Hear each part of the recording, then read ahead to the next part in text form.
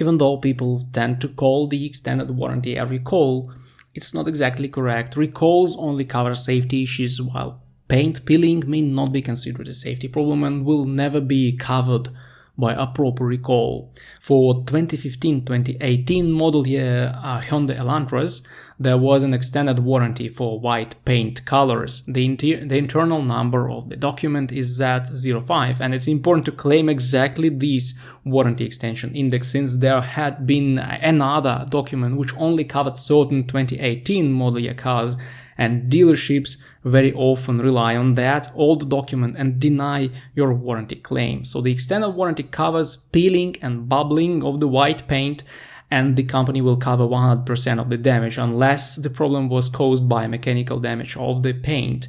The warranty period is 10 years and it has no limitations on mileage, so the majority of affected cars are still eligible for free repairs.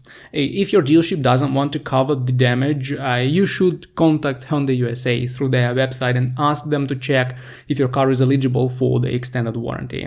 Sometimes they may partially cover the damage even if the VIN is not among the affected ones.